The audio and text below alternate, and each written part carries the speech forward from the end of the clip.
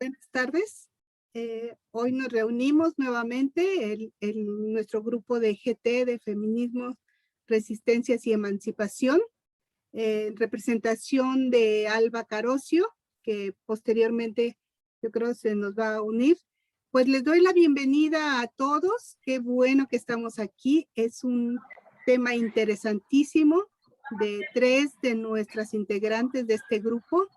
Y voy a entregar toda la organización de este evento a Raquel Drobeta y por supuesto Indira y yo la vamos a estar apoyando y ella va a ser la operadora de esta sesión. Le agradecemos mucho a Raquel, a Susana, a Mabela por haber aceptado participar y bueno, ya les haremos la invitación para que estas participaciones de las 3 se puedan ver y volver a leer y reflexionar en nuestro siguiente boletín. Muchas gracias a las 3 y le entrego ya la organización a Raquel. Gracias. Gracias a ti, Patricia. ¿Cómo están? Buenas tardes. Aquí estamos en Córdoba, Argentina, son las 5 de la tarde, en Buenos Aires también, parece que Brasil también, para el resto puede ser un poquito más temprano. Agradecemos mucho la presencia de todas y todos ustedes. La verdad es mucha satisfacción el poder seguir continuando organizando foros. Este es nuestro 4º foro como grupo de trabajo, Feminismos y Emancipación, y nos encontramos con un tema que es de central interés para el feminismo, si lo ha sido, y lo veremos hoy, lo escucharemos hoy en la agenda de las organizaciones feministas, mujeres y de disidencias, un tema central en la lucha por el acceso a derechos. Consecuentemente, bueno, decirles que hoy contaremos con la presentación de 2 expositoras que son a la vez integrantes de nuestro grupo de trabajo Claxo. Ellas son la doctora Susana Rostañol y Mabel Bellucci. En este orden serán las exposiciones y, como ellas bien saben y están muy acostumbradas, será de alrededor de 15 a 20 minutos, el tiempo que consideren necesario para poder expresar claramente sus ideas. Luego de que las 2 expositoras hagan su presentación, haremos una ronda de preguntas, muchas de las cuales ya han llegado a través de los formularios, y otras le hemos hecho llegar personalmente a las expositoras.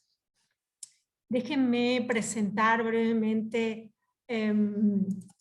a Susana Rostañol. Susana es antropóloga y también es doctora en antropología social por la Universidad Nacional de Buenos Aires, es docente, investigadora feminista y trabaja actualmente en la Facultad de Humanidades y Ciencias de la Educación de la Universidad Nacional de la República, en Uruguay, donde coordina, entre otras tareas, coordina el programa Género, Cuerpo y Sexualidad. Déjenme decirles que su tesis doctoral abordó el tema relaciones de género y aborto voluntario, políticas del cuerpo y de la reproducción, y que fue publicado y se puede conseguir, y es una excelente publicación. Es para mí un honor poder presentar a quien considero también una de mis formadoras y una de mis maestras, así que Susana, te escuchamos atentamente. Bueno, muy feliz de estar acá. Muchísimas gracias, Raquel, por tu presentación. Y bueno, yo felicitando a las colegas que se han puesto realmente al hombro estos foros, que nos ayudan a vernos y a mantenernos en contacto en estos días ya días, meses, años de pandemia, y que nos mantienen conectados. Yo voy a medio que ir leyendo, porque si no me puedo ir por las ramas y seguir por demasiado tiempo. Yo titulé lo que voy a compartir con ustedes: la legalización no siempre alcanza. Tensiones entre el movimiento feminista y el avance antiderechos. Bueno, los derechos sexuales y los derechos reproductivos tuvieron una expansión significativa en las primeras décadas de este siglo. Luego, el crecimiento de los movimientos antiderechos ha mostrado que las feministas no podemos bajar los brazos frente a los derechos conquistados en ese campo. En la segunda década de este siglo, desde diversas vertientes del feminismo o de los feminismos, habría que hablar en plural, se ponen en movimiento en Uruguay, distintas manifestaciones, siguiendo la ola feminista que en buena parte atraviesa toda la región y todo el mundo. Bueno, la marea verde, etcétera, no voy a hablar de eso, obviamente, se lo dejo a Mabel. El feminismo en su pluralidad de versiones se constituye así en un movimiento político internacional con demandas claras y que demuestra que es capaz de tomar las calles, constituyéndose en uno de los mayores movimientos populares del planeta. Tema que creo que tenemos que tener en cuenta del tremendo valor que tiene nuestras propuestas y el peso que hay. En Uruguay la toma de las calles por parte de las nietas de las brujas, porque en realidad son las jóvenes las que más han puesto en movimiento al movimiento, se lleva a cabo cuando ya contábamos con una ley de interrupción voluntaria del embarazo, con políticas de acceso universal a la anticoncepción y con programas de educación sexual. Todo esto en el papel. Los programas de educación sexual no necesariamente se llevaban a cabo de la manera en que se esperaba. La movilización feminista no ha logrado detener el avance de los grupos antiderechos. Hasta el momento, si bien con escasa movilización masiva, poseen buenos canales de difusión, llegada a determinados sectores de la población y sobre todo llegada a centros de poder. Estos grupos conservadores tienen una alianza muy grande con los sectores justamente más conservadores de la Iglesia Católica, como el Opus Dei, que además es un poder económico, y con los grupos evangélicos de corte neopentecostal. Aunque últimamente también han engrosado sus filas con algunos intelectuales que se le han plegado al discurso anti-ideología de género. Muchos de los elementos presentados son comunes a otros países de la región. En el caso de Uruguay, se suma un gobierno de derecha que sucede a 15 años de gobiernos progresistas. Y el actual presidente, que asume el 1 de marzo del 2020, Luis Lacalle Pou, señaló en un discurso poco después de asumir su mandato que este era un gobierno pro vida. Y ahí ya puso la marca. Entonces, ¿cuál es la situación? ¿En qué estamos ahora con todo esto? En buena medida, ¿qué ha pasado con la legalización, post-legalización de la IVE? La ley de interrupción voluntaria del embarazo se promulga y entra en vigencia a fines del 2012, después de muchos años de discusión legislativa. Estaba lejos de ser, y está lejos de ser la ley que las feministas y sus aliados, y nuestros aliados, queríamos.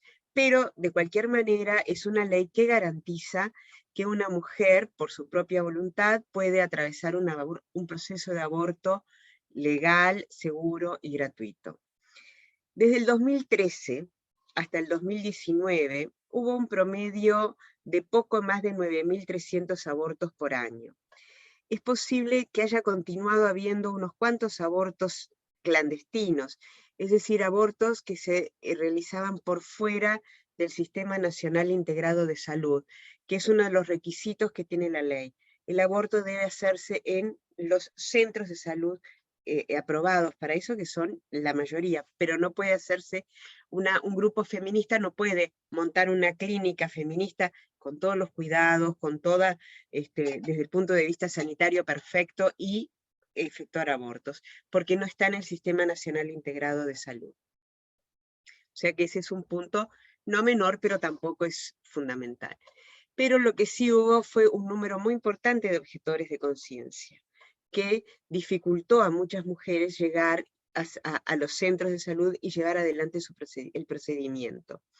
El número de abortos anuales fue aumentando levemente en los primeros años y recientemente parecía haber llegado a una meseta. Esto verificó el comportamiento esperado a lo sucedido en otros países cuando se legaliza el aborto. cuando este se legaliza acompañado de educación sexual y de acceso a la anticoncepción. ¿Cómo se llevó a cabo la interrupción voluntaria del embarazo acá? Bueno, en primer lugar, es preciso decir que la ley deja de alguna manera un flanco al tutelaje.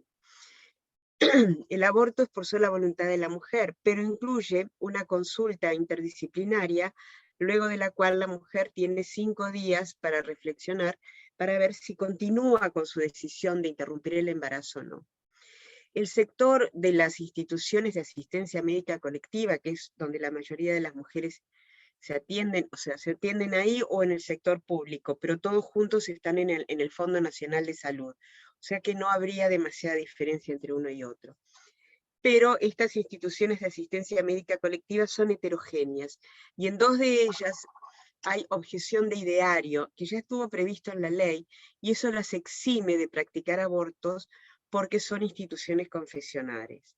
Pero sí tienen que delegar a otras instituciones a las pacientes, a las mujeres que quieren abortar.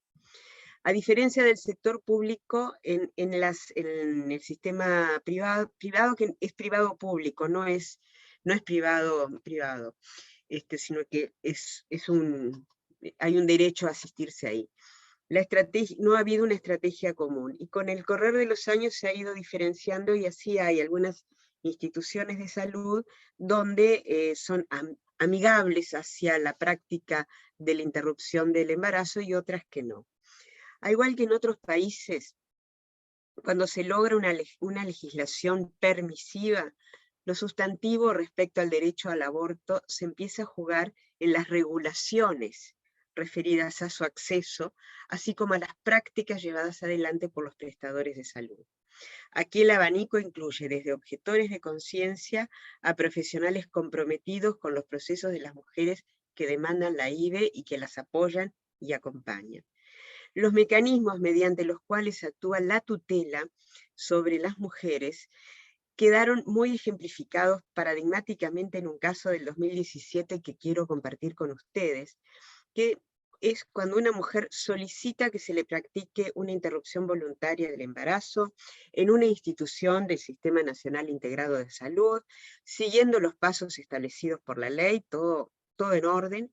Durante el lapso de los 5 días de reflexión, aparece el génitor.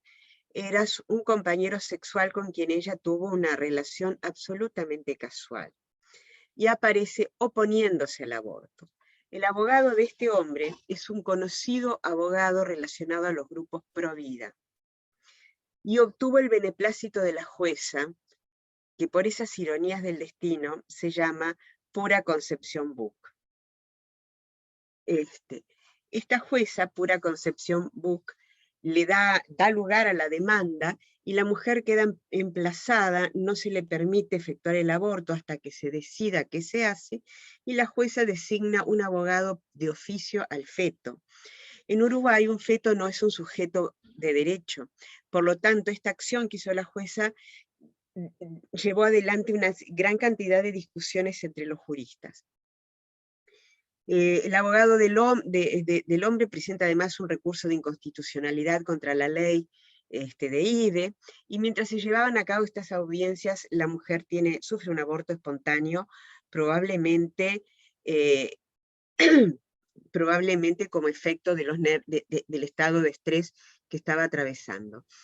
Este caso toma estado público, y una de las cosas, obviamente, y las feministas nos movilizamos, en fin, todo lo que se puede imaginar, pero es interesante el tratamiento que le da la prensa, que en todo momento a este hombre lo llaman padre, y al producto del abortado le llaman hijo.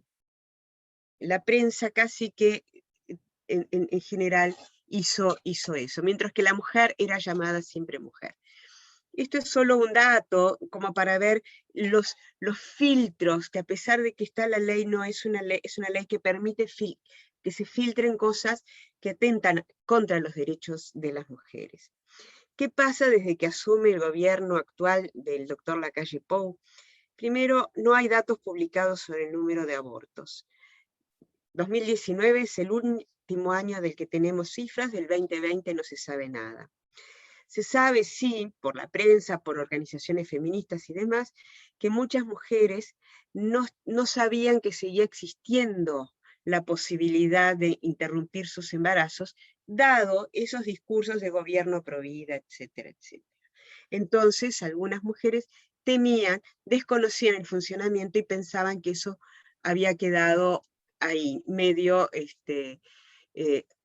sin llevarse, desmantelado, digamos. A lo que se suma que comienza la pandemia, con lo cual las dos cosas se juntan y hay como una pérdida de a ver qué se puede hacer, no se puede hacer. Pero además durante la pandemia aparece una gran dificultad para las mujeres que querían practicarse una IVE porque muchas policlínicas están cerradas atendiendo exclusivamente a personas con síntomas de COVID. Entonces el recorrido se hacía dificultoso. Así es que hubo denuncias de distintas organizaciones de la sociedad civil frente al Instituto Nacional de Derechos Humanos, el cual, que es el Instituto Nacional de Derechos Humanos, es del Estado, pero está por fuera del Estado, no depende de nadie, es autónomo totalmente, y este instituto hizo recomendaciones y protocolos para el Ministerio de Salud Pública para que justamente atendieran estos casos y tomaran cierta precaución.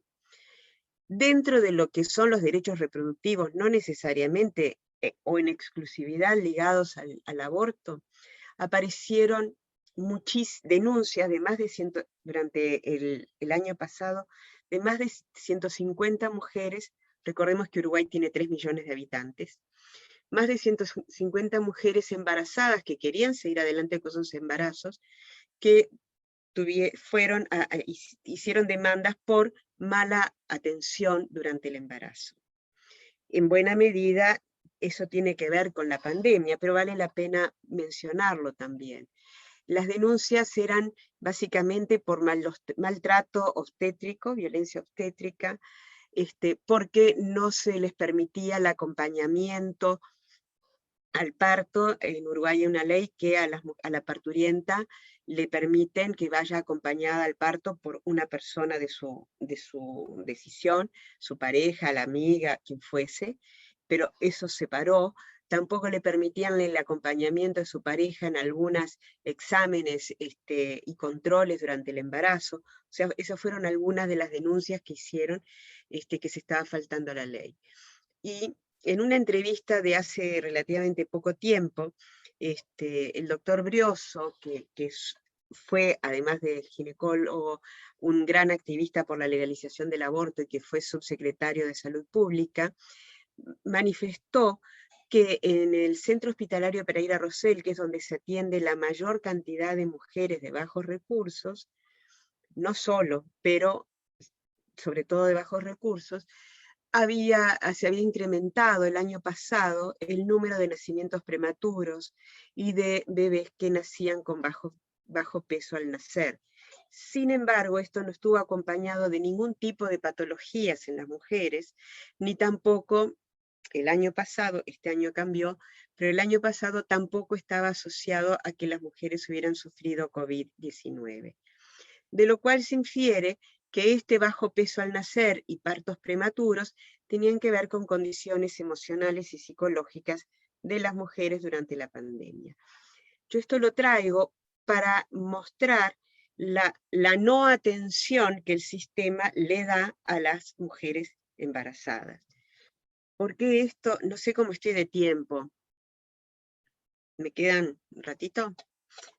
Entonces, pongo esto que si no lo iba a sacar, que otra de los sectores que han estado con problemas en cuanto a sus derechos, a ejercer sus derechos reproductivos, yo me estoy basando solo en derechos reproductivos acá, han sido las migrantes. Las migrantes necesitan tener 1 año de residencia para poder acceder a una IVE. Eso es desde la promulgación de la ley, pero esto ha ido aumentando en los últimos años, digamos, ha venido aumentando el número de migrantes. Entonces esto está apareciendo cada vez más como un problema por las oleadas. Y lo que tiene en relación a las migrantes, no solo esto del primer año, que solo podrían hacerse el aborto si pueden, si demuestran que es producto de una violación, cosa que si las recibe un médico pro IVE le facilita el camino, y si es un objetor, olvídalo. Muchas de ellas, sobre todo migrantes de islas del Caribe, de Cuba y de República Dominicana fundamentalmente, vienen por tierra y a lo largo de su camino por tierra muchas veces sufren distintos tipos de abusos y acosos, y muchas veces llegan embarazadas como productos de violaciones en el camino. Digo eso como un tema que va para otro lado, pero también, ¿no? es un punto importante. Eso en cuanto a datos y a lo que viene sucediendo, pero me quiero detener un poco en los discursos antiderechos, que creo que es algo sobre lo cual las feministas tenemos que armarnos discursivamente y prácticamente para poder responder y avanzar, ser más proactivas. Hay un proyecto de ley presentado hace un mes más o menos por la diputada Ciaini y la diputada Sanguinetti, las dos son de la coalición de gobierno, y es un proyecto de ley sobre el derecho de progenitores de enterrar o cremar a los hijos nacidos sin vida. ¿Quiénes son los hijos nacidos sin vida? Se entiende por nacidos sin vida toda vida humana en cualquier etapa de la gestación. Subrayemos en cualquier etapa de la gestación. Un embrión de 3 semanas entra en este proyecto de ley. La normativa actual considera muerte fetal, no de una persona, muerte fetal, algo luego de la 20ª semana de gestación o 500 gramos de peso. Eso para muerte fetal. Pero acá ni siquiera es muerte fetal, es muerte de un ser, de una persona, que requiere un rito fúnebre. Ellas plantean que el dolor de una madre no se mide ni en semanas ni en gramos. Es más, las semanas de gestación tampoco son un predictor del duelo. Destacan que el derecho al duelo y a dar digna sepultura a los seres queridos es un derecho humano fundamental, parte de la estabilidad moral de la familia. Piénsese que puede haber hermanos esperando ese bebé que venía. Pasa muchas veces por poder comenzar a hacer el duelo habiendo dispuesto de los restos de la vida gestacional. Esos son parte de la exposición de motivos del proyecto de ley. El proyecto también reconoce el derecho de los progenitores a ver y despedir a su hijo nacido sin vida a su solicitud, y la obligación del prestador de los servicios de salud de hacerlo posible. El médico tratante deberá emitir un certificado de defunción a solicitud de los progenitores, sin importar la edad gestacional o el peso del nacido sin vida. También se otorga a los progenitores del nacido sin vida el derecho a la licencia especial por duelo. Bueno, esto es terrible, y no se necesita ser demasiado astuto para darse cuenta que este proyecto de ley va de la mano de la conceptualización de persona a algo que al día 1, después de que se juntan de que se juntan. Pero a mí lo que me parece interesante de esto, además de terrible, es que obviamente estas dos mujeres no descubrieron la pólvora ni están inventando nada. No es un discurso novedoso. En los primeros años de este siglo, en un artículo de una antropóloga, Matalucci, una antropóloga italiana, ella da cuenta en Italia, estamos hablando hasta el 15 más o menos, en un estudio del 2008 al 2015 más o menos, de que los grupos preponderantemente antiderechos se caracterizaban por dos propuestas. Una, que al CEF, así yo llamo el cigoto, embrión, feto, lo consideraba un niño no nacido, y la otra propuesta que hacían, la otra principio que colocaban, era que las mujeres que realizaban un aborto eran víctimas del aborto, no eran culpables ni malas personas, eran víctimas de haber abortado. esto último, yo en un trabajo de campo en Andalucía en 2015-2016 también lo vi, los antiderechos hablaban de la mujer que hacía un aborto como pobre, es una víctima, alguien le puso eso en la cabeza, hay que redimirla, o sea, se pasa de la acusación al apoyo de la víctima. Pero volviendo a estos grupos italianos antiderechos, el no nacido es una persona, dicen esto, el no nacido es una persona con la dignidad y los derechos de cualquier otro ser humano. Incluso estos grupos italianos, junto con otros, tomaron el eslogan de uno de nosotros como una frase con la cual se lanzaron, fueron hacia a la Unión Europea con una exigencia, solicitud de que suspendieran toda actividad dirigida a la destrucción de embriones que quedan de los tratamientos de reproducción asistida, porque es uno de nosotros, con la dignidad de toda persona humana. La propuesta de las diputadas uruguayas está en la misma línea que este grupo antiderecho italiano que se llama Defendiendo la Vida con María, que promueven funerales para los no nacidos. Se trata de rituales fúnebres que llevan a cabo en los hospitales, que acuerdan con la propuesta del grupo. Las mujeres que sufren un aborto espontáneo o aquellas que voluntariamente abortan deben firmar su acuerdo con que el producto abortado sea exhumado. Defendiendo la Vida con María, el grupo da sepultura a los productos de abortos voluntarios, no solo a los abortos naturales. La idea que subyace estas acciones es que es necesario un proceso de sanación, ya que el aborto, cualquiera sea, constituye un evento traumático que deja heridas en el cuerpo y en el alma de los padres.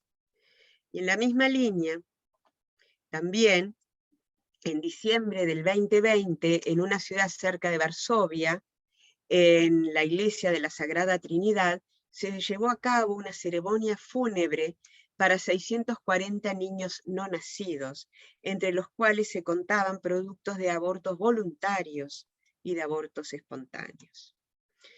El sacerdote, en la homilía, planteó que estos niños tienen derecho a una ceremonia fúnebre, pues son personas desde el momento de la concepción.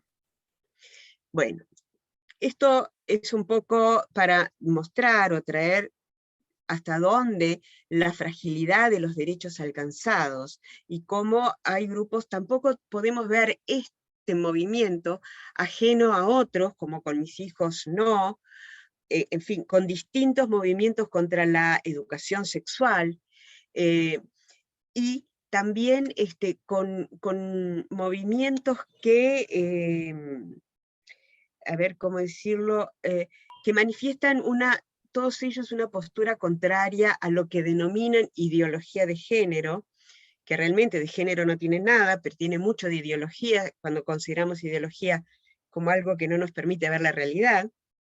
Y yo quiero hacer un loop entre esto que traía de este proyecto de ley con la falta de atención a las mujeres embarazadas que sí quieren tener hijos. No hay ningún proyecto de ley que apoye a mujeres que quieran tener sus hijos. Hay proyectos de ley para cremar fetos o embriones o cigotos. Entonces, acá una vez más aparece la defensa de la vida sagrada incorpórea, que yo creo que es un tema. Estas vidas que se quieren defender, se las sacraliza, pero son incorpóreas.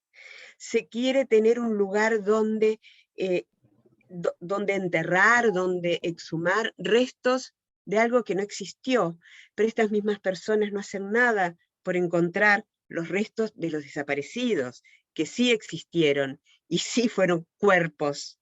Entonces, acá yo quiero traerlo a colación cómo los derechos reproductivos que están, podríamos hacerlo extenso también a los sexuales, pero se nos iría a muchas otras cosas, están en un centro. Yo creo que ese es el punto, el ejercicio de los derechos reproductivos de las mujeres, para achicarlo, digo, podemos hablar de los cuerpos gestantes, creo que va a hablar más en ese sentido Mabela, o podemos hablar de las ciudadanías sexuales en otros sentidos, pero estos están como en la mira, es como que a medir un derecho reproductivo que logramos asumir, ejercer, ataca el corazón del patriarcado.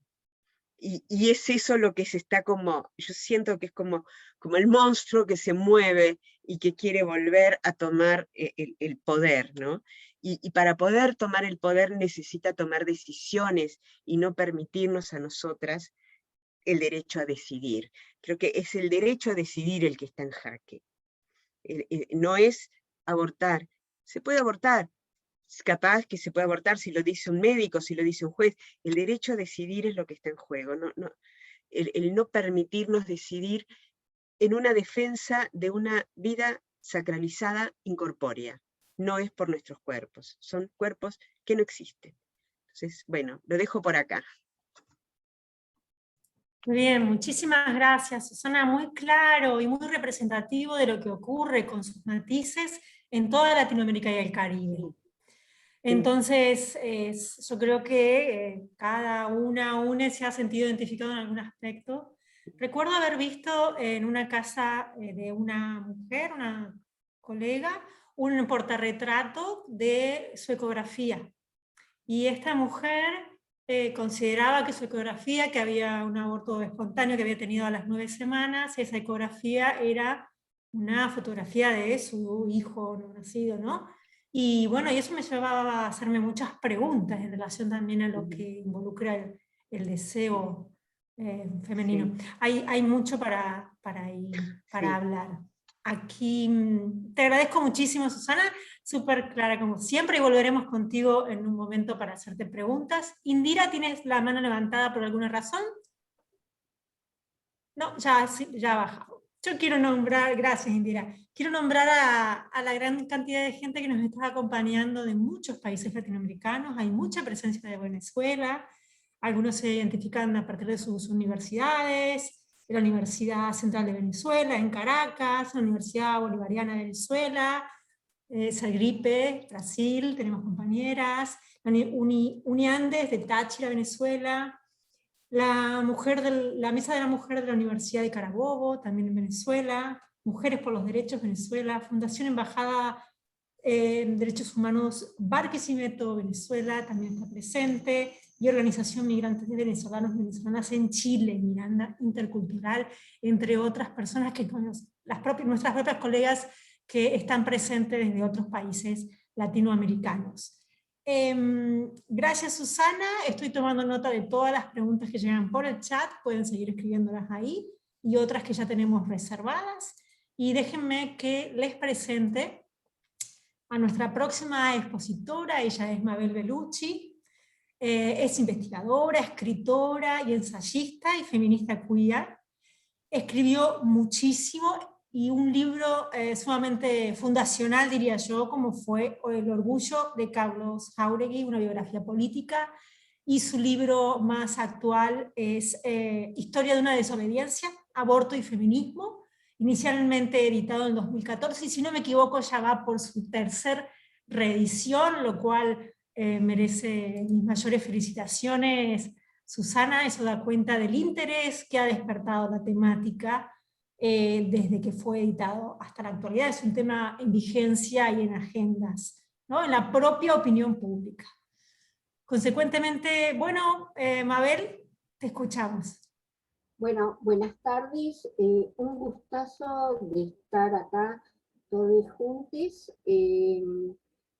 Bueno, quiero decir que yo integro también la cátedra libre Virginia Volten de la Facultad de Humanidades de La Plata, y soy cofundadora de la revista digital Moléculas Malucas, Archivos Queers y Memoria Esfera del Margen, que es lo que estamos trabajando intensamente, y publicamos cada 10 días un ensayo, que es un grupo básicamente queer. Bueno, yo voy a hablar, decidí tomar un estudio de caso que es la Comisión por el Derecho al Aborto, porque ha quedado casi como tapada por todos los últimos acontecimientos que se fueron dando en nuestro país. Y la Comisión por el Derecho al Aborto ha hecho una gran labor durante 10 años.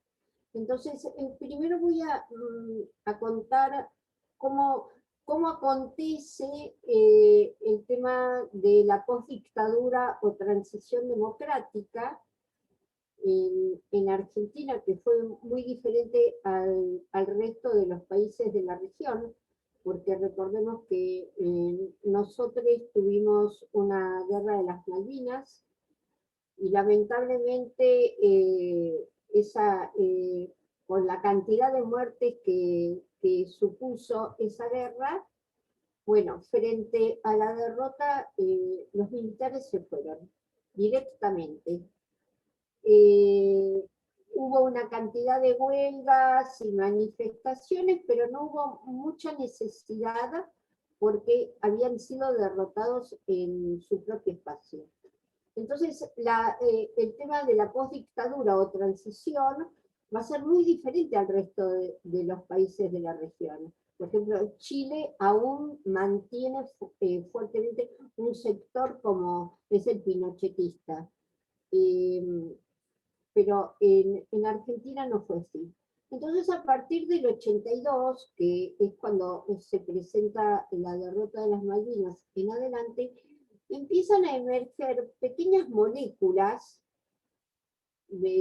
feministas. Yo estoy hablando de Buenos Aires, expresamente, nada más, porque es el lugar donde yo activé toda mi vida, tengo 70 años, y aparte porque trabajo con archivos y testimonios de Buenos Aires. Esto lo quiero decir porque a veces se provoca un porteñocentrismo cuando se dice voy a hablar de Argentina y se termina hablando solamente de Buenos Aires. Yo hablo de Buenos Aires por esta simple razón. Entonces se arman pequeñas moléculas que tienen que ver básicamente con dos situaciones. Primero, por la cantidad de grupos de estudios y de reflexión que había. Creo que esto es común en toda la región durante la dictadura cívico-militar. Y también porque muchas feministas rompen con sus líneas de izquierdas, es decir, que en las primeras grupos feministas provenimos de las izquierdas y de las izquierdas marxistas. Entonces, bueno, surge ATEM 25 de noviembre, que va a ser un grupo muy interesante, que va a tener un gran protagonismo a lo largo de la década del 80, que va a ser como una especie de universidad de todas nosotras. Ahí está Mari Velotti y Marta Fontela, y después va a estar Lugar de Mujer en 1983, que va a ser un espacio sumamente interesante, y de ahí se desprenden dos agrupaciones lesbianas de Lugar de Mujer.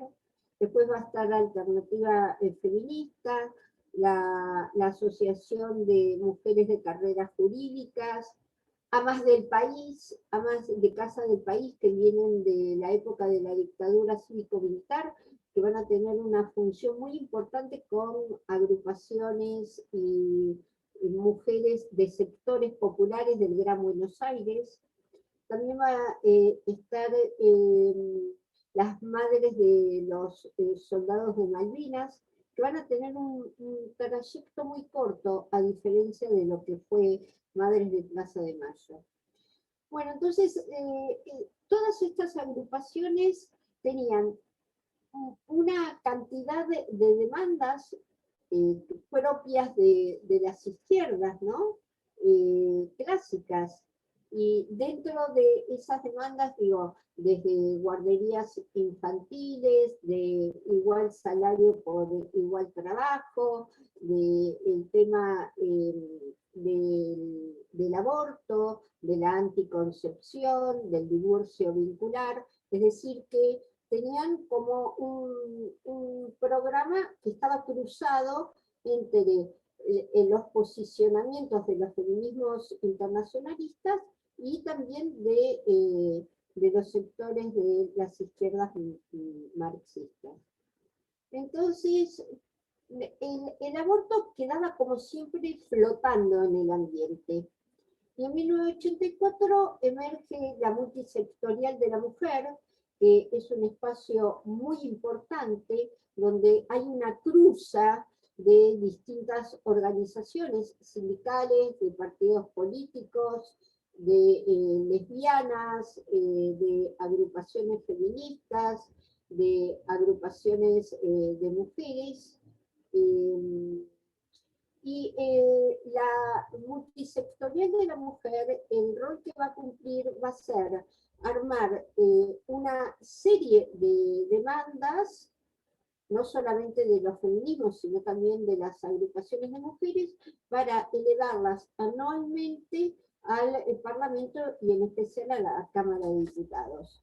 Entonces ahí vamos a encontrar que va a estar la igualdad de los hijos ante la ley, la patria potestad indistinta, el cumplimiento de igual salario por igual trabajo, los jardines maternales zonales, la jubilación del ama de casa, la ley de divorcio vincular, la creación de la Secretaría de Estado de la Mujer, y también va a aparecer demandas que están muy relacionadas con los horrores que se vivió por el terrorismo de Estado. Digo, los organismos de derechos humanos en la década de los 80 van a cumplir una función política muy importante en el sentido en que van a direccionar nuestras demandas, tanto de los feminismos como de las minorías sexuales, en torno a las violencias, que era la demanda del clima de época. Después van a pedir contrato de trabajo para las mujeres del servicio doméstico, de las mujeres rurales, todo el debate en torno al trabajo doméstico, el tema de lo que se llamaba en ese momento la violencia doméstica o familiar, el tema de las violaciones y también todo el tema de la desocupación. Como vemos, es una agenda muy interesante, pero no aparece el tema de las sexualidades. Entonces, ahí es cuando llega en 1984 Dora Kolerecki, que va a ser una personalidad feminista crucial para el debate del aborto, cómo instalar el debate del aborto. Y ella viene del trotskismo, del Partido Obrero Revolucionario, el POR, y fue una importante colaboradora de su publicación del POR, que se llamaba La Voz Proletaria, y ya en 1956-1957, apenas caído el peronismo por esa revolución terrible de la ultraderecha, como fue la Libertadora, Dora empieza a escribir en La Voz Proletaria distintos artículos vinculados a los feminismos sin ser feministas. Esto es muy interesante. Las corrientes trotskistas van a tener esta característica, a diferencia de lo que va a ser el Partido Comunista, ¿no? Entonces va a escribir sobre aborto, sobre métodos anticonceptivos, sobre divorcio vincular, sobre el tema del salario, y también va a plantear un tema que es muy interesante para la época, que es el tema de la igualdad entre hombres y mujeres en los sindicatos.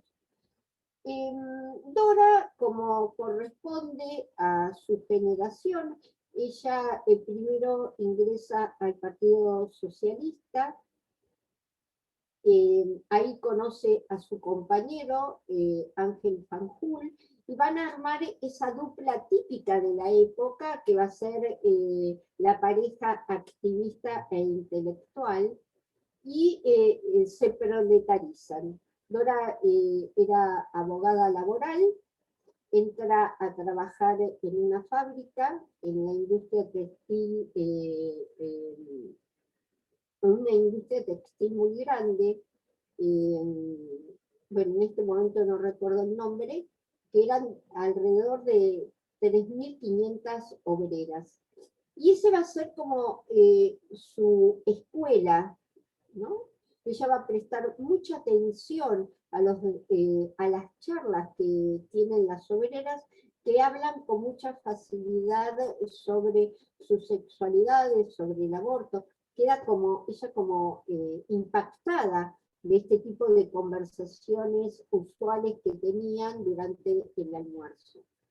Bueno, como es de esperar, la AAA durante el gobierno de Perón en 1974, saben que fue como un terrorismo de Estado previo que vivió la Argentina, que fusiló y mató alrededor de 3.000 personas, básicamente militantes, e intelectuales, dirigencia obrera. Todavía no se han investigado este tema, siempre lo recalco, lo pongo sobre la mesa, y entonces le ponen una bomba en la casa y ella se tiene que exiliar con Fanjul, dejan al hijo, porque no tenían como modo de resolver el tema del exilio, y se exilian y se refugian en París. Ahí Dora sigue trabajando como obrera y se va a presentar una peculiaridad. Yo hago mucho hincapié en la personalidad de Dora porque va a ser lo más singular que va a tener el feminismo o los feminismos en Buenos Aires. Un caso como el de Dora no se presentó. Dora comienza a vincularse con todas las exiliadas latinoamericanas que están en París, básicamente para denunciar las violaciones de derechos humanos cometidos por todas las dictaduras cívico-militares de la región. Pero a la vez entran en contacto con los feminismos parisinos, que en ese momento están en plena movilización. Calculen ustedes que se sanciona el aborto en Francia en 1975, con el rol tan importante que tuvo Simone Weil, y los grupos feministas como Simone de Beauvoir, y muchas de ellas que firmaron el famoso 343 Salopé.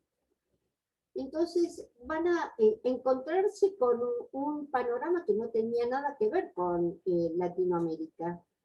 Básicamente porque en ese momento París era un centro de refugiados y exiliados, no solamente de América Latina y el Caribe, sino también de todo el Magreb.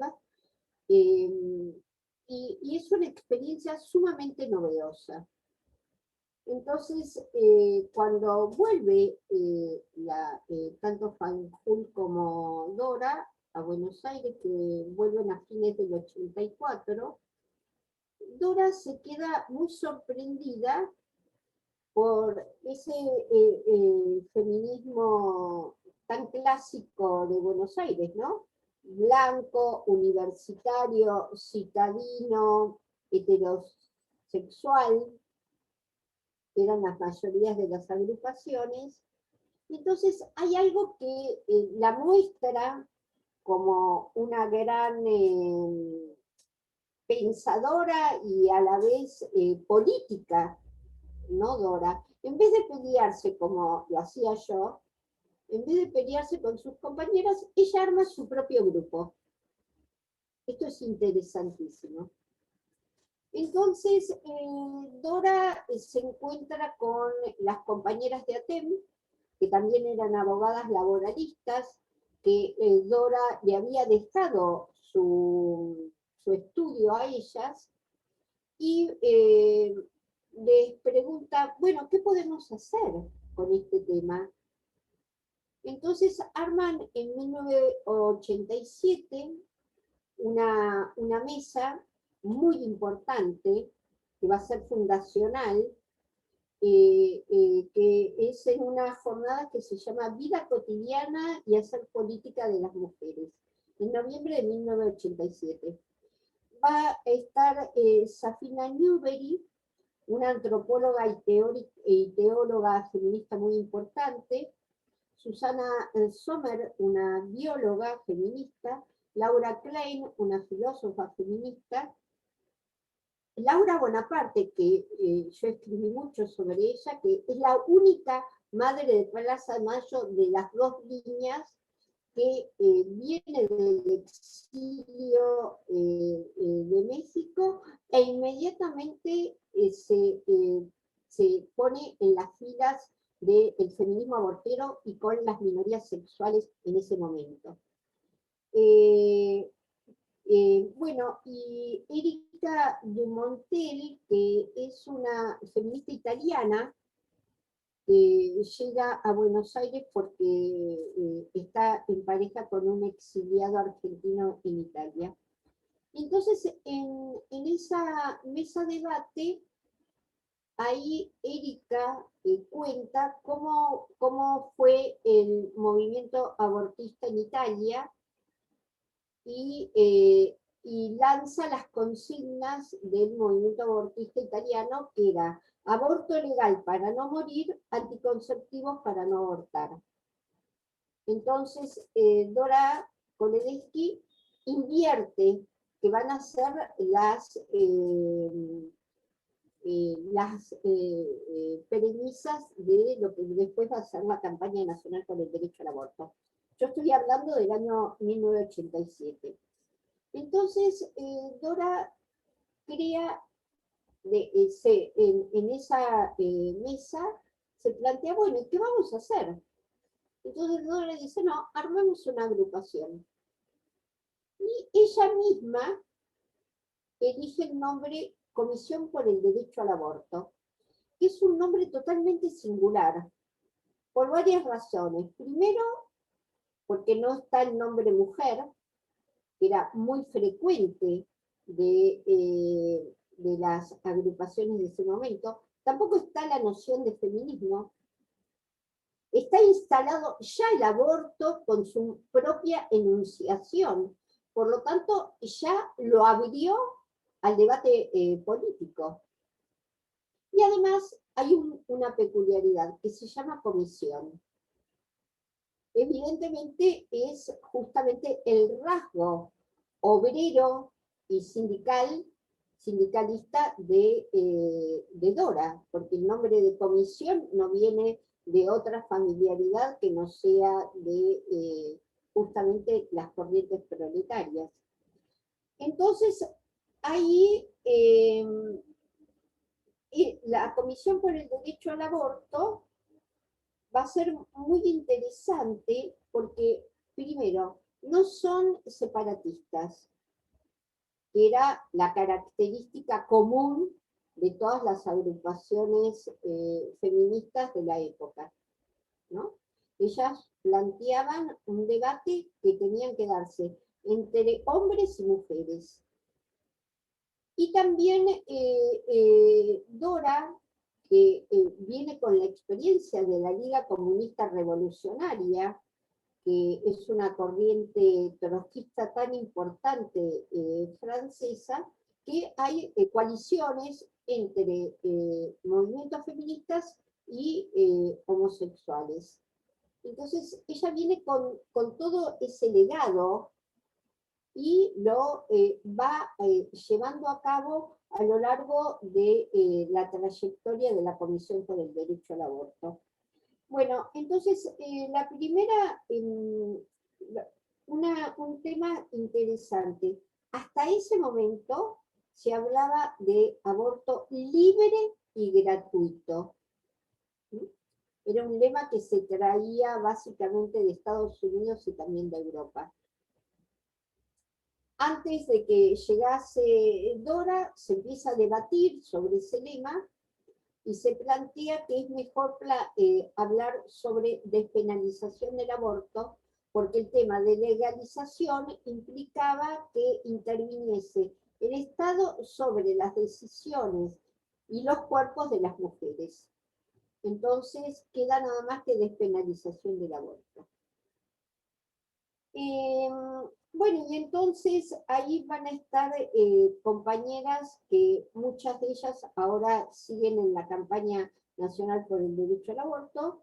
Por ejemplo, el caso de Alicia Chester, va a estar Safina Newbery, como la presenté, María José Rouco Buela, que era de ATEM 25 de noviembre, Laura Bonaparte, Nadia Oscilada, que es una exiliada francesa, Nadine, perdón, y Rosa Farías, que es una enfermera del Hospital Muñiz, que les va a conectar a la Comisión por el Derecho al Aborto básicamente con los trabajadores de salud.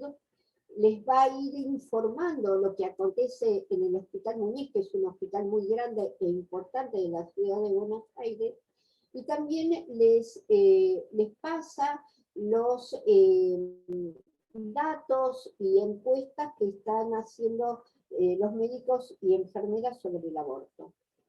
Bueno, ya armada la comisión, y esto, si me permiten, lo tengo que contar porque lo amo, es casi... Brevemente, Mabel, te voy a interrumpir para pedirte brevedad. ¡Oh, sí! Es que la quiero tanto, Adora, que, bueno, Sí. entonces sigo. Entonces se presentan en el tercer encuentro nacional de mujeres en 1988 en Mendoza. Los encuentros nacionales de mujeres va a ser muy importante para el debate sobre el aborto. Quiero comentar que las comisiones organizadoras de los encuentros nacionales de mujeres no lo ponían, no lo colocaban en sus pautas programáticas. Por lo tanto, las que militábamos en el tema aborto, lo teníamos que hacer de manera autogestiva.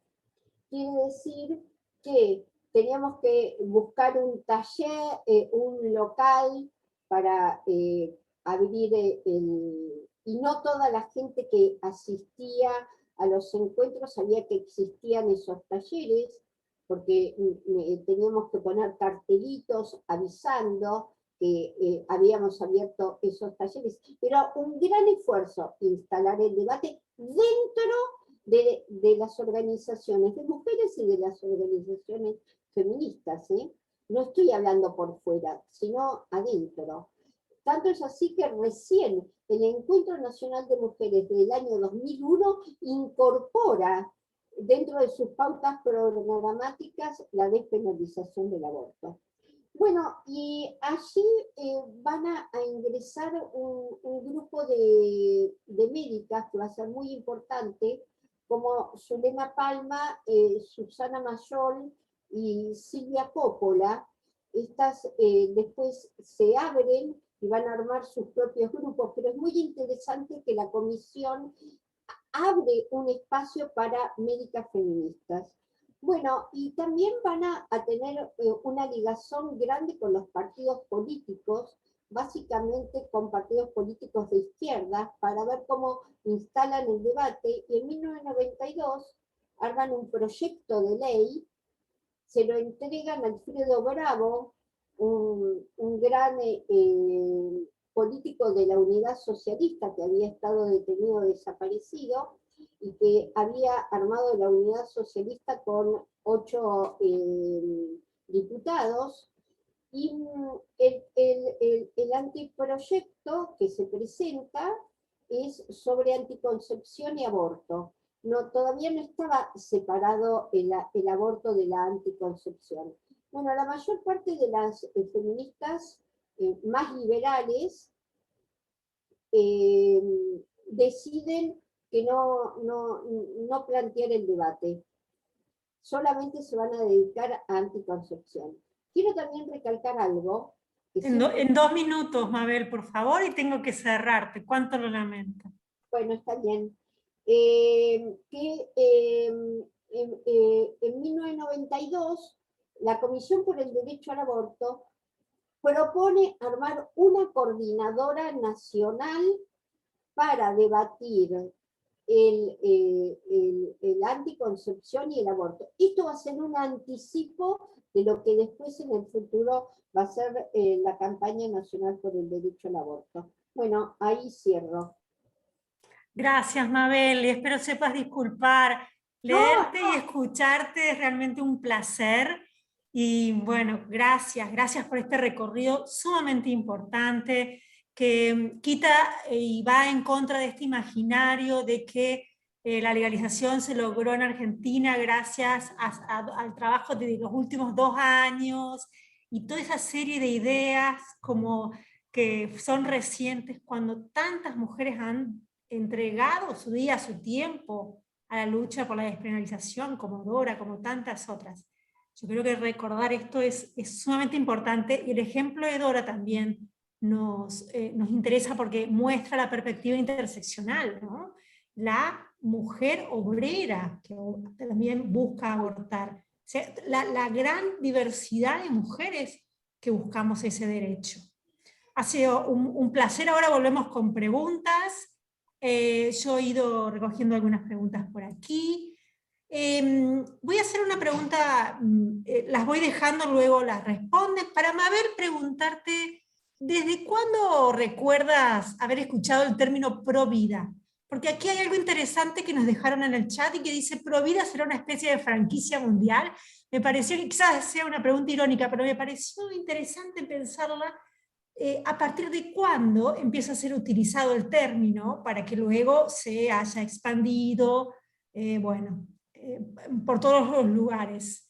Bueno, mira, yo voy a Antes que me respondas, voy a hacerte una pregunta más para Susana.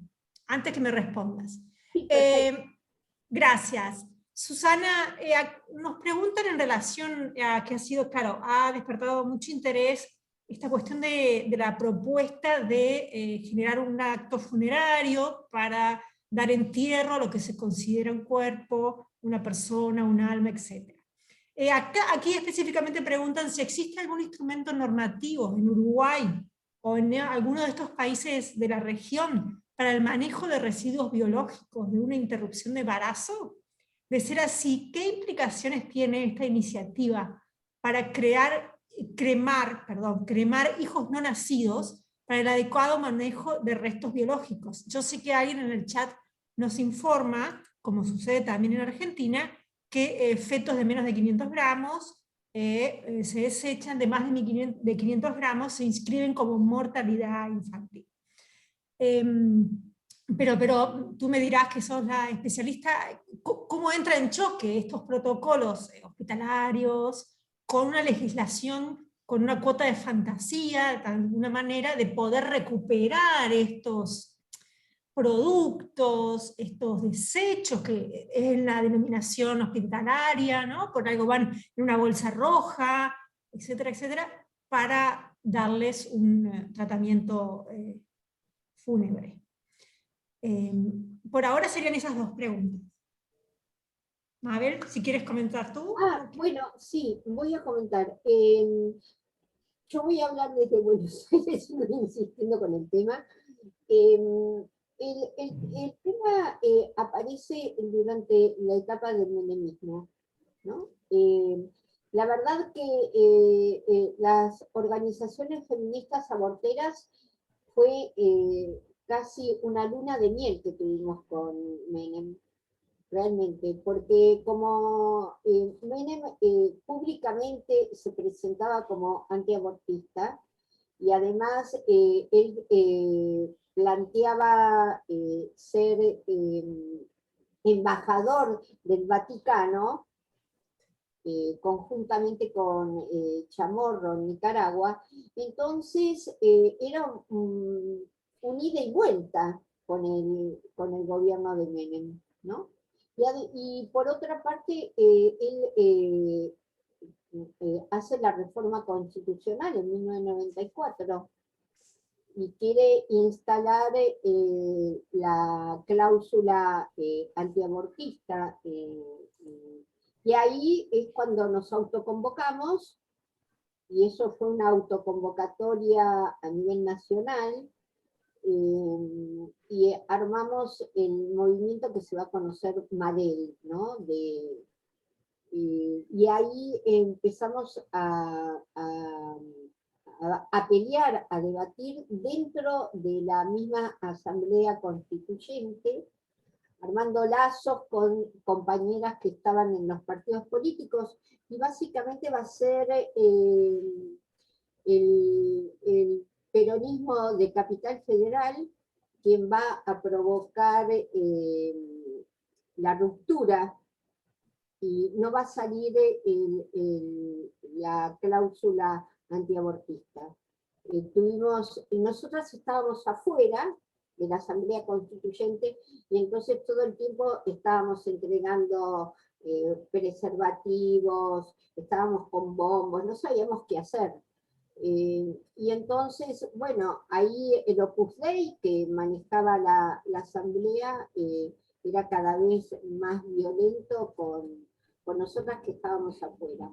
Bueno, vinieron las compañeras peronistas de Capital y nos dijeron, bueno, miren, chicas, terminen con este show porque no van a hacer absolutamente nada, y vamos a proponer que nos ayuden, y nosotras vamos a presentar en la Asamblea Constituyente el debate que si los justicialistas van a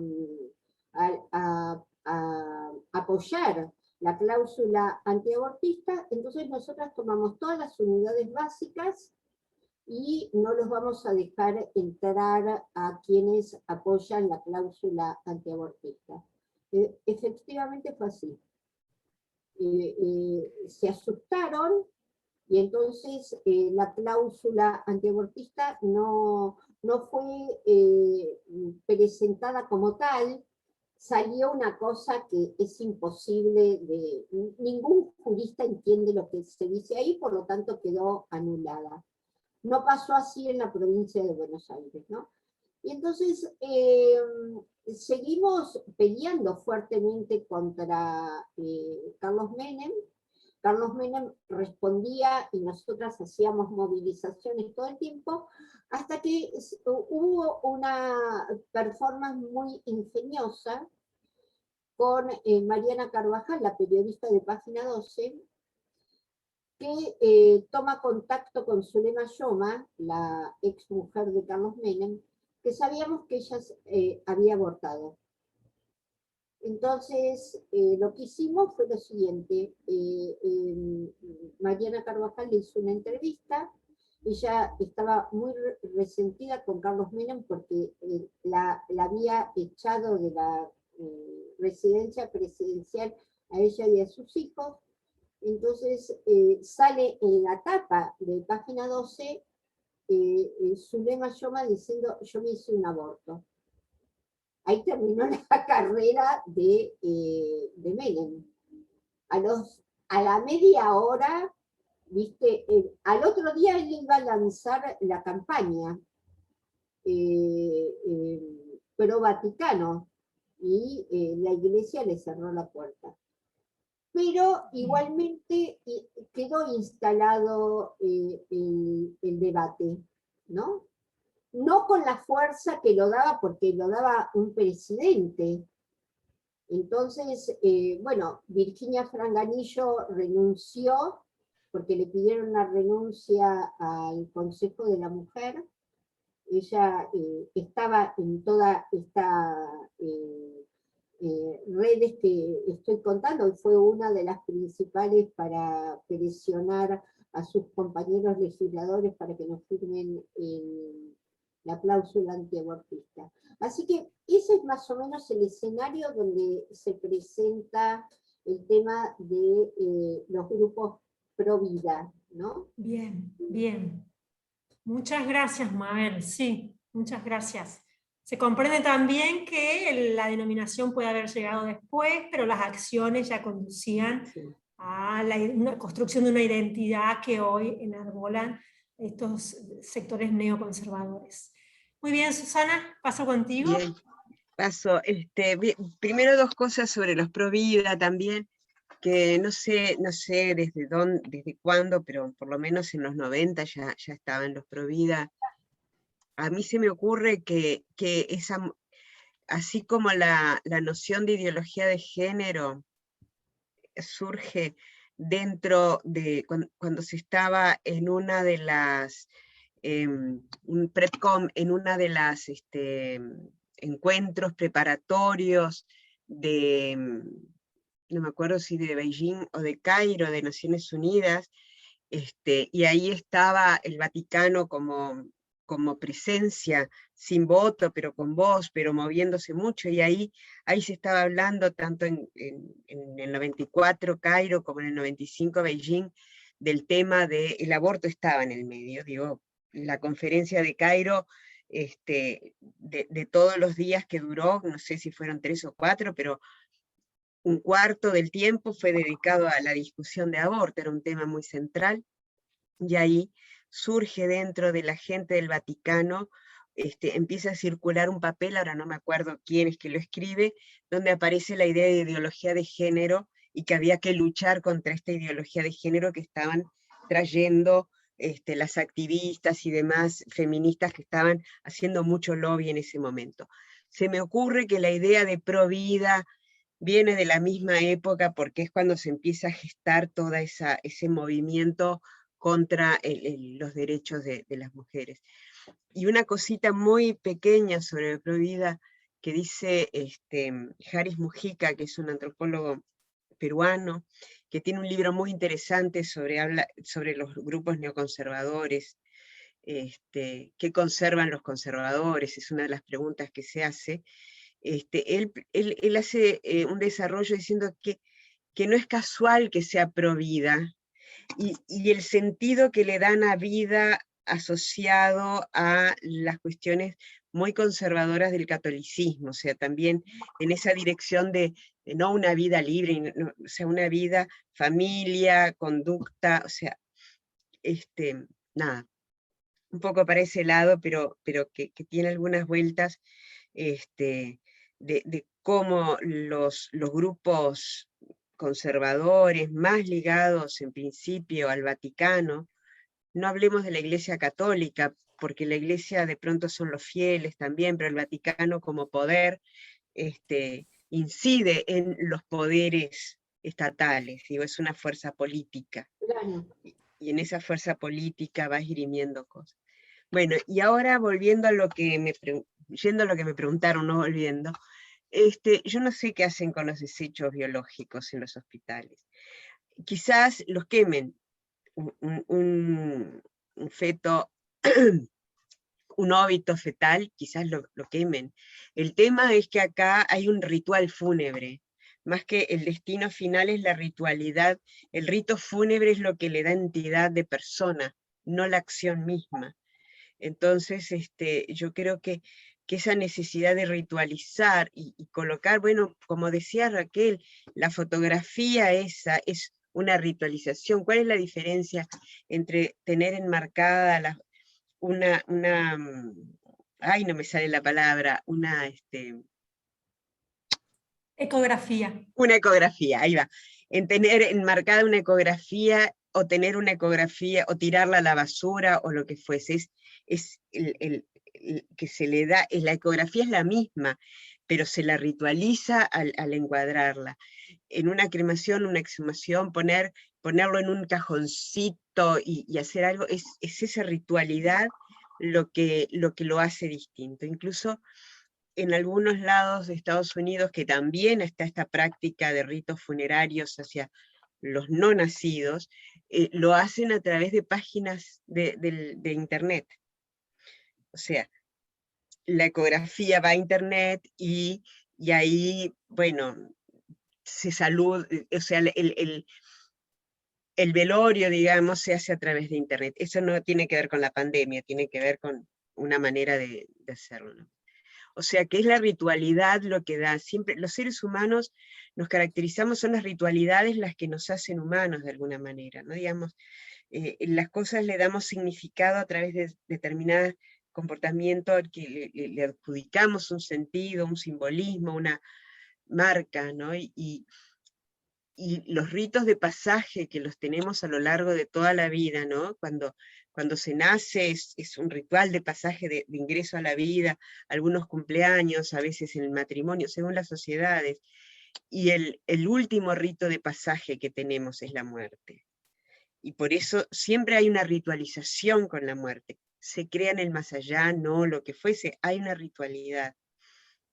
Y entonces es darle un carácter, es un ser, es una persona, un miembro de mi grupo social, si lo entierro o si lo cremo. O sea, se le da la entidad de persona, se le da a partir de la ritualización de la muerte. Creo que ese es el punto, lo cual es tan complicado, ¿no? Porque en realidad, cuando es una persona, no es una respuesta, es quizás una respuesta filosófica, subjetiva, en general, cuando una pareja o una mujer está embarazada porque quiera, en el momento en que a eso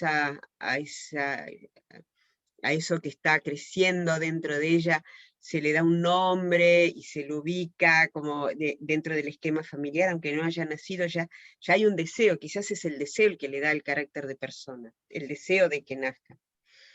Pero si no hay eso, no es persona, digamos.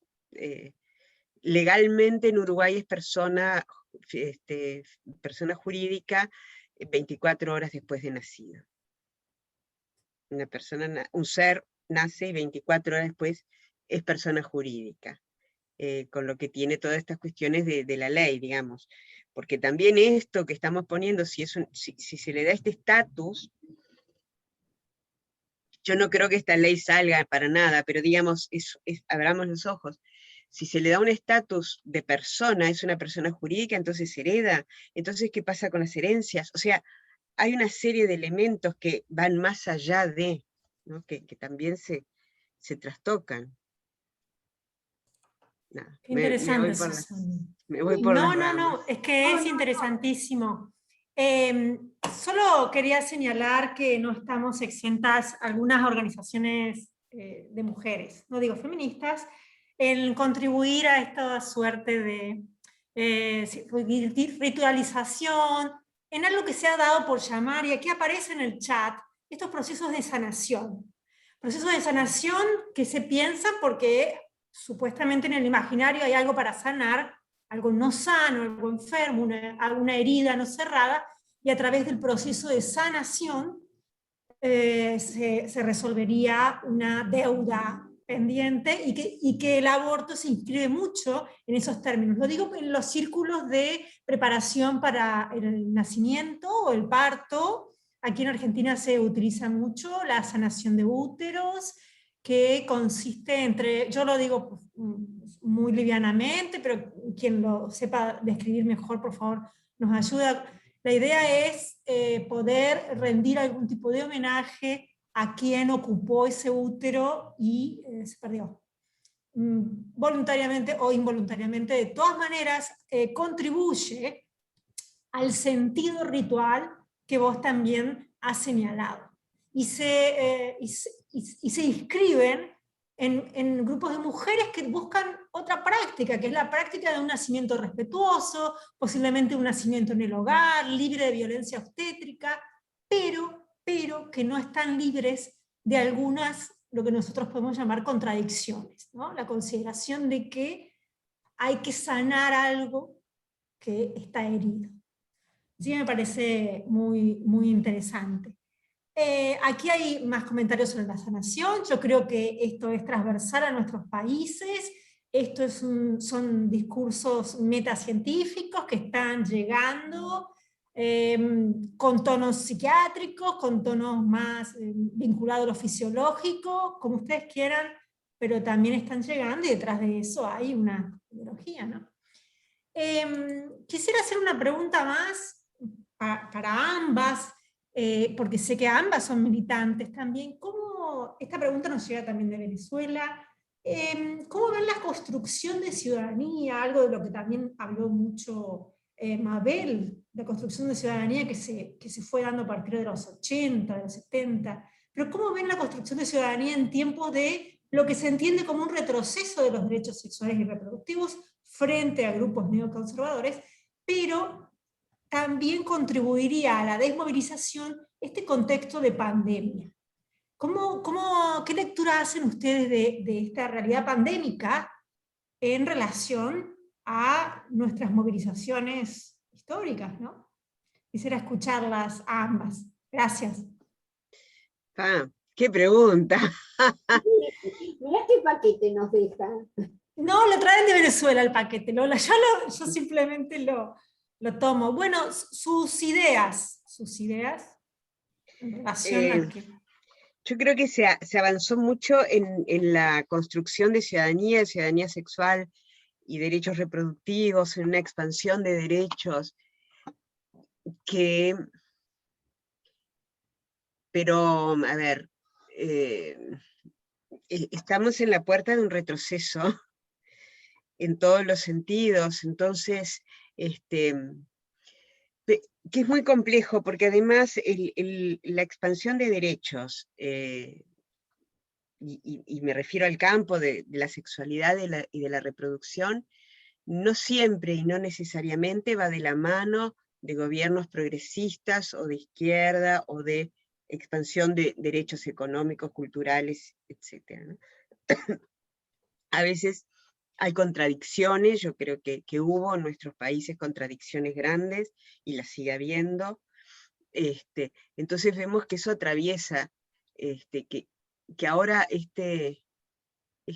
esta vuelta conservadora, yo la veo como muy peligrosa, porque además me parece que está asociada de alguna manera a la pérdida de legitimidad de los estados. Y con esto quiero decir esto, digamos, llegó un Trump a la presidencia de Estados Unidos, ahí hay una desvalorización del sistema que sostiene un estado. Bolsonaro llega a Brasil, hay como una... Me parece que esas cosas que son, en el caso de Bolsonaro me parece mucho más claro, que no se necesita un golpe de estado para tener un gobierno de ese tipo. Lo que está significando es que hay un descreimiento en el sistema y no hay una alternativa positiva. Digamos, yo no estoy defendiendo un sistema que quizás está, pero me parece que va junto, viene esta ola conservadora, que no es que es nueva, sino que parece que estaban ahí acechando y ahora vienen, y junto con el descreimiento en el sistema político, pero que justo lo que traen son a los Bolsonaros, no traen a alguien que nos abra el panorama, que pueda... Entonces, ahí yo creo que las ciudadanías están más, no solo en el terreno de la ciudadanía sexual y los derechos reproductivos, hay como una vuelta atrás, pero estoy pensando en voz alta, en realidad no sé qué decir. Creo que estamos en un momento muy complicado, donde además con una sobresaturación de comunicación que hace que no nos comuniquemos, o sea, yo no entiendo muy bien el mundo en el que estamos, es muy complejo y creo que necesitamos sentarnos a tratar de entenderlo, pero no sé muy bien por dónde agarrarlo. Sí, son tiempos donde quizás cuesta dar mensajes esperanzadores, ¿no? Así es. Bueno, aquí Tayani, sí, luego te doy la palabra, luego de Mabel. Te escucho, Mabel. Bueno, yo tengo las mismas dudas que Susana. No sé en qué contexto histórico estoy. Digo, sé muy bien el contexto histórico, digo, pero siento como muchas dudas, temores que de pronto se cruzan entre estas ultraderechas que están manejando Latinoamérica y el Caribe, porque es así, porque viendo lo que está aconteciendo no solo en Brasil, sino en América Central, es terrible, es pavoroso, pero también está cruzado por el tema de la pandemia. Entonces es muy dificultoso tener una claridad política con esta coyuntura histórica que estamos atravesando de millones y millones de muertes, ¿no? Es muy difícil tener en este momento como algún tipo de reflejo. Digo, yo vivo permanentemente con temores, lo digo con sinceridad, con muchos miedos. Lo que sí siento es que las izquierdas nos tenemos que unir. Al menos en Buenos Aires hay una coyuntura propicia para la unidad de las izquierdas. Me parece que es un momento muy necesario que las izquierdas intervengan, ¿no? Que intervengan desde el Parlamento, que intervengan en los sindicatos, que intervengan de otros modos, y yo en eso apoyo totalmente y estoy activando justamente en ese plano. Ya por fuera de la ciudadanía sexual, como planteaba Raquel, que yo no planteo ese concepto, pero no importa, pero me parece que en este momento es necesario armar frentes no progresistas, que también fallaron, sino frentes anticapitalistas, antirracistas y anticoloniales, básicamente, y más allá de las mujeres, porque, por ejemplo, lo que se está viviendo en la Argentina es terrible. Más del 50% de la población está viviendo en la marginalidad total y absoluta. Entonces, no es tan solo que las mujeres sufren, ¿no? Entonces, ahí nosotras tenemos que dar una respuesta mucho más amplia, mucho más amplia. Entonces, yo ahí apuesto a los distintos posicionamientos de izquierda. Acá saben que hay una tradición trotskista importante, a diferencia de otros países de América Latina y el Caribe, y estamos manteniendo esas conversaciones para ver qué podemos hacer. Pero yo quiero dar una respuesta anticapitalista, antirracista, básicamente. Bien. Más allá de si el feminismo o los feminismos, en este momento no los tengo en cuenta. En este momento lo que yo tengo en cuenta políticamente es ver qué acontece con todo ese grado de exclusión y de pobreza, y que el capitalismo es arrollador y no tiene límites. Comprendo perfectamente claro. Gracias, Mabel. Gracias.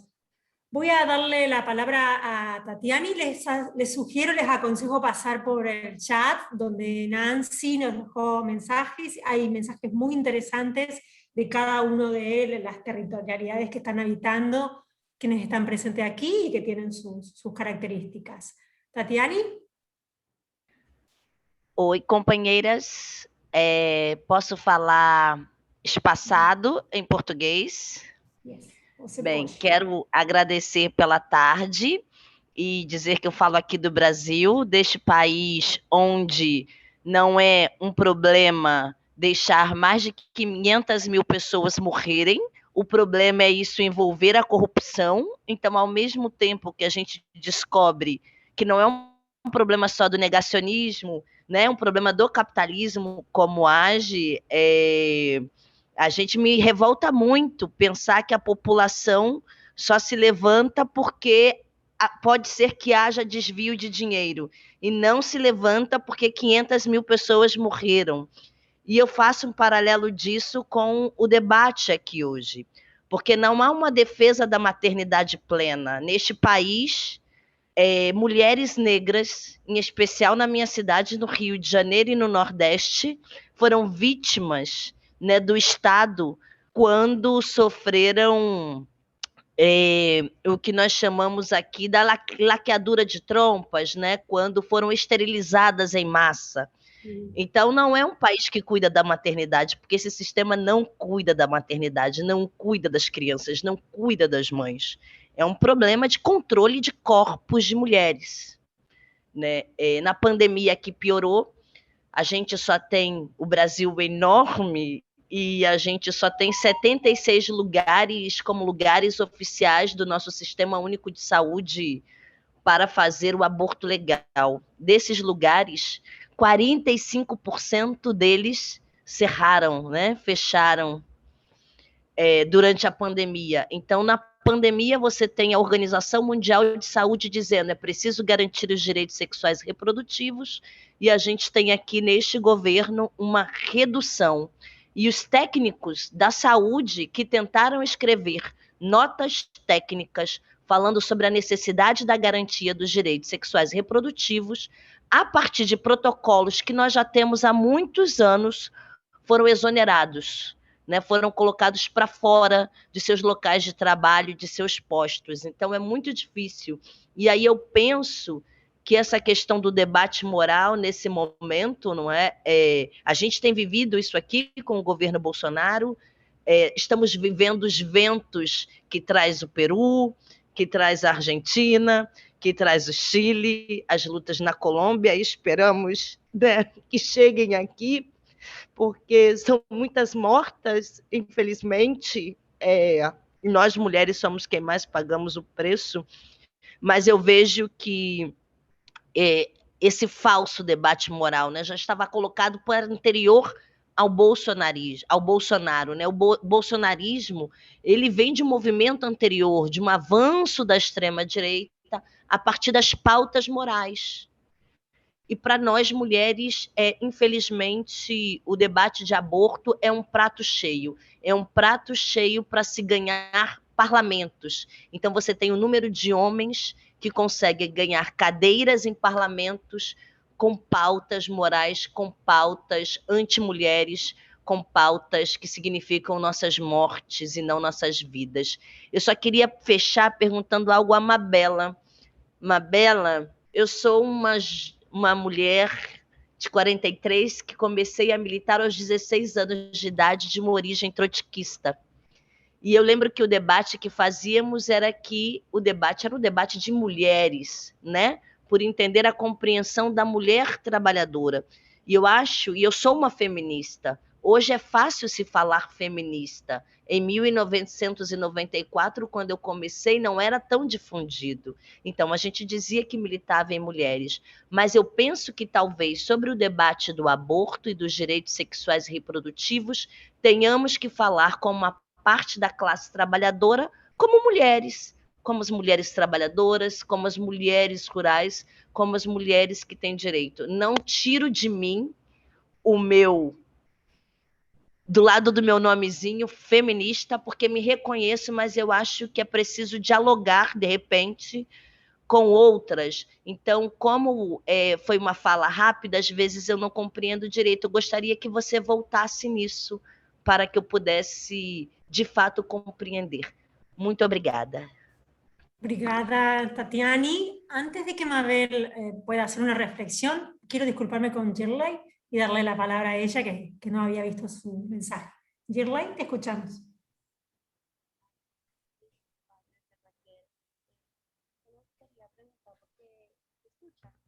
No, es muy bajito. ¿Ahora? Un poquito más, pero mínimo. Necesitamos un poquito más. ¿Se escucha? Ahí sí, está mejor. Ah, ok. No, sí, quería preguntarle, bueno, a Mabela y a Susana, una contradicción que nosotras, por ejemplo, hemos vivenciado en nuestros debates aquí en Venezuela, y es sobre despenalización y legalización. O sea, por ejemplo, vemos experiencias como la cubana o la boliviana donde no hay leyes, se despenaliza y lo que se hace son protocolos de atención desde el Ministerio de Salud y eso le ha dado una amplitud gigante. Por ejemplo, las bolivianas dicen en el tema del aborto en niñas, que las niñas están con semanas muy avanzadas, 20, 22, bueno, por su contexto. Y al no haber una ley que legalice cada paso, entonces tienen el acceso, o sea, tienen como todo un marco de aborto libre en realidad. Sí, entonces algunas decimos, bueno, que sea despenalización y no una ley para que el Estado no sea quien normatice la manera en que abortamos, ni en qué semana, ni como a ti se te dé la gana, pues sobre todo legisladores y gente que está en el poder que no escucha, que no sabe, que no quiere educarse en aborto, en lo que sentimos y deseamos las mujeres y lo que pasamos cuando abortamos. Y también porque no se han deslastrado el estigma de que eso es un trauma y demás. Entonces, bueno, quería preguntar sobre eso, sobre todo también por eso que estábamos hablando del tema de la ritualización, que va más, que esconde el tema de lo que ya han dicho, de darle, de hacer persona a un feto, a un producto de un aborto, ser persona. Entonces, sí, esto está en el sentido común. ¿Ven? Entonces, legislar desde ese sentido común nos parece peligroso. Entonces, bueno, un poco quería escuchar si ustedes también pasaron por estos debates, me imagino que sí, estas conversas. No entendí la pregunta. Shirley, ¿hay alguna posibilidad de que hagas un resumen de tu pregunta para Mabel? Entendí. Susana. Sí, Aquí está Shirley, sí, te escuchamos, Shirley. Sí, sí, también pasaron por este debate entre despenalización únicamente y hacer los protocolos de abortos en el sistema público de salud y no hacer ley, o si la ley, porque en los debates que nosotros tenemos, la ley parece indicar que el Estado normatiza el aborto, normatiza la manera en que abortamos el cuerpo de las mujeres y todavía esta gente que está en el Estado, o sea, que está en el poder del Estado, tiene estigmas, un desconocimiento, falta de educación y un sentido de común, bueno, conservador frente al aborto y no escuchan a las mujeres y no tienen experticia en abortos. Entonces, el peligro de que se haga una ley por eso. Quería saber si ustedes en su experiencia también pasaron por ese debate, porque a nosotras, bueno, a mí me interesa mucho porque nosotras estamos en ese debate ahora. Gracias, Shirley. Muchas gracias. Ha sido muy claro. Sí, en el caso nuestro pasamos por fuimos de la despenalización a la legalización y demás, y había pros y contras en cada uno. En primer, el tema de la despenalización, nosotros tenemos un tema, está legalizado, no está despenalizado, incluso sigue existiendo en el Código Penal el delito de aborto. Es decir, que si una mujer no hace los pasos que la ley propone para que sea legal, para tener un aborto legal, está actuando en la ilegalidad, digamos. Ahora, en el debate era que despenalizar es como tú decís, no interviene nada, queda por fuera de toda ley, lo cual está buenísimo, pero ¿cómo te puede garantizar eso que tenga el acceso universal de las mujeres al aborto? O sea, eso puede hacer que en un lugar te lo den, que una institución de salud lo ofrezca, una que lo ofrezca gratis, otra que lo ofrezca carísimo. O sea, hay una cuestión de la reglamentación de cómo hacerlo, que en nuestras discusiones era muy difícil, porque sí despenalizarlo, pero también queríamos que se hiciese de determinadas maneras, y ahí había que legalizarlo.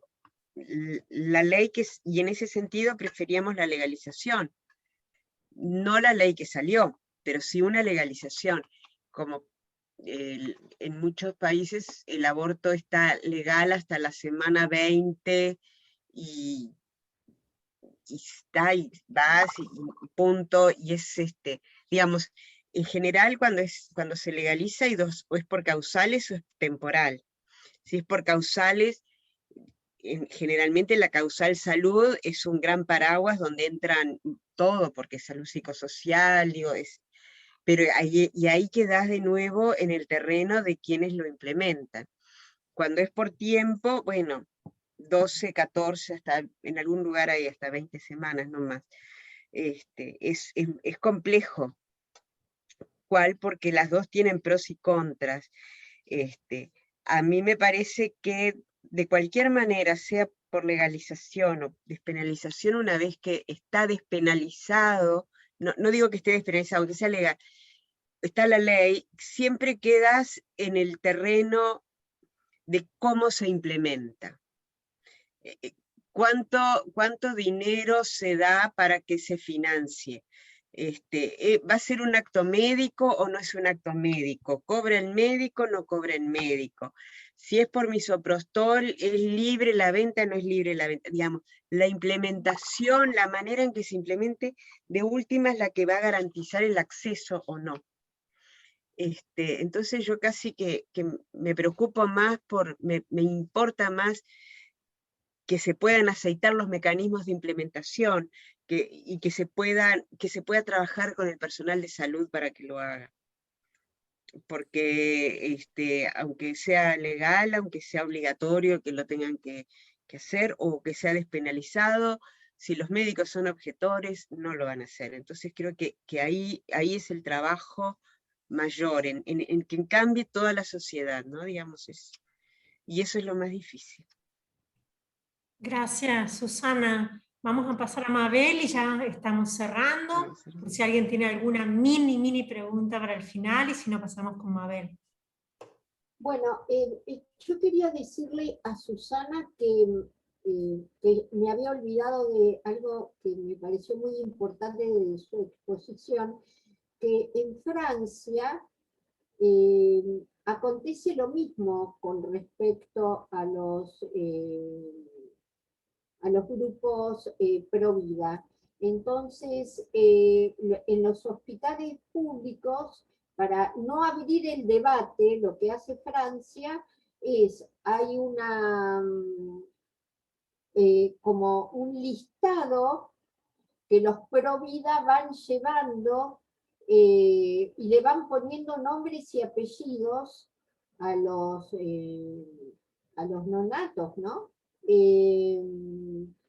Y esto resulta tan absurdo como vos comentabas.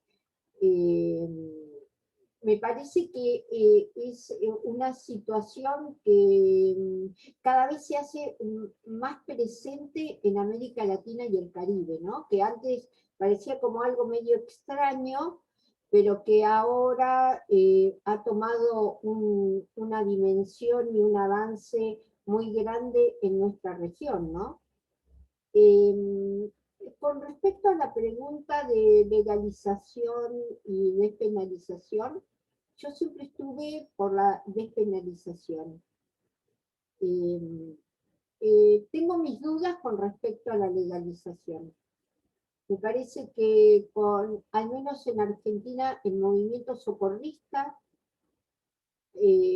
ha dado una muestra de un avance muy grande, porque evidentemente a través del uso del misoprostol no hay la cantidad de muertes de mujeres por abortos clandestinos como había antes del socorrismo. Entonces yo apuesto más a los movimientos que están por fuera del Estado, como es el movimiento socorrista, si bien también hay experiencias que trabajan con hospitales públicos y con funcionarios del Estado, es un movimiento que está por fuera del Estado.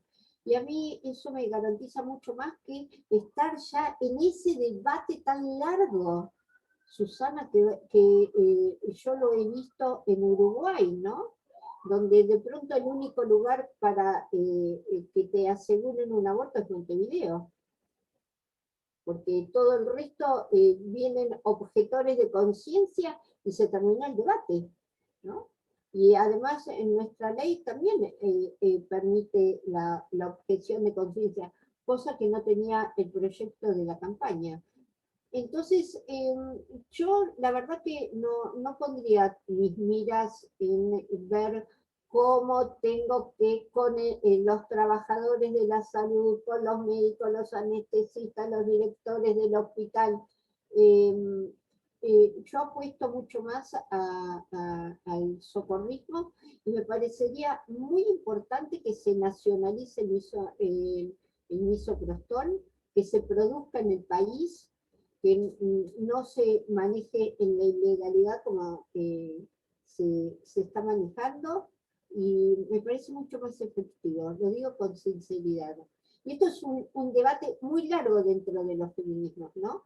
Que las primeras organizaciones feministas que dan este debate es justamente en Italia, donde presentan la separación de la legalización, de la despenalización con la legalización, y plantean que la apuesta está en la despenalización. Pero bueno, es una opinión personal, digo, yo no tengo ninguna influencia en ningún espacio para decir esto sí, esto no, digo, es mi posición.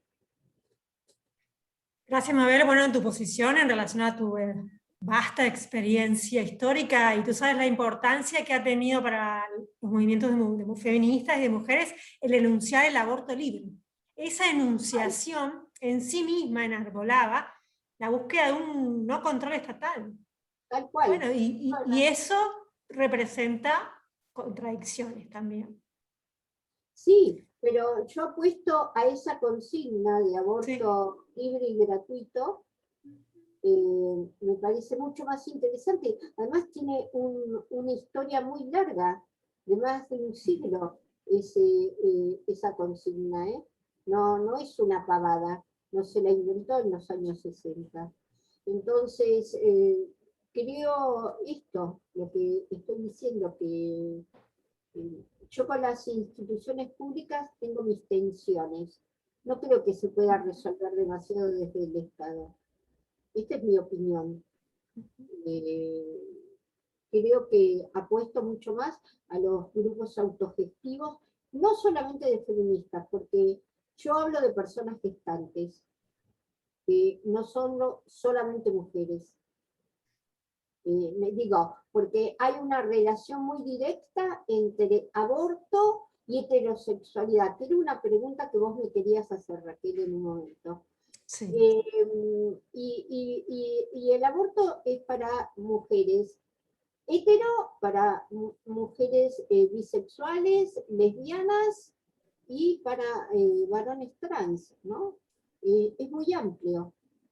Y es un debate político porque, por ejemplo, en Argentina las travestis entraron en el debate. Una figura como Loana Berkins, con la dimensión que tuvo Loana Berkins, digo, es imposible que una travesti aborte o geste.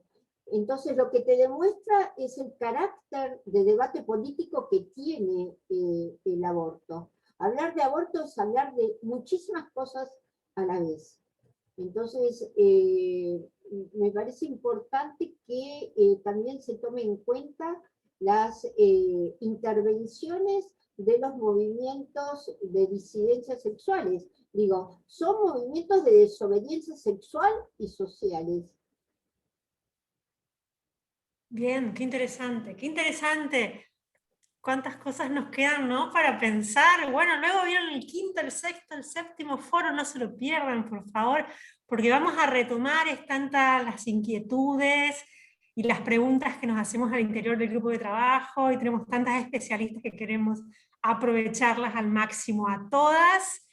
Si no hay ningún comentario más, yo pasaría primero a agradecerle personalmente a Susana y a Mabel su generosidad por brindar su tiempo, su solidaridad para con el grupo, y pasaría la voz a Patricia, que aunque figure con el nombre de Alba, Ella es coordinadora actualmente del grupo de trabajo. Así que Patricia, te paso la voz a ti. Muchas gracias.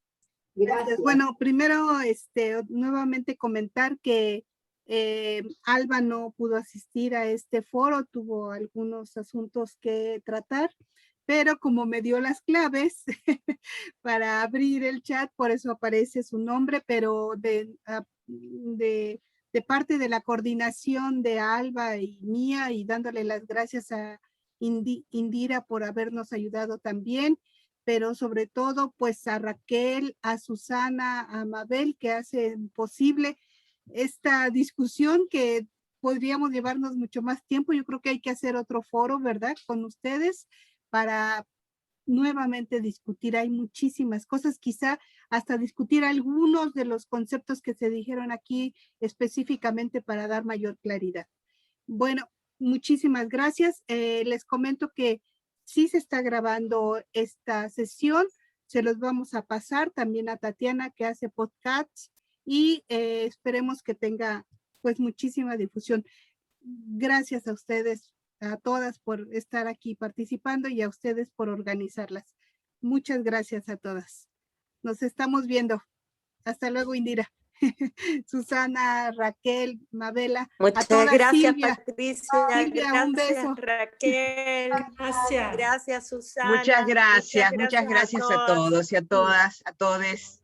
Ok, A dejo de placer. grabar Sí, para muy todas. enriquecido. Gracias. Dejo de grabar. Gracias, un amor. Gracias.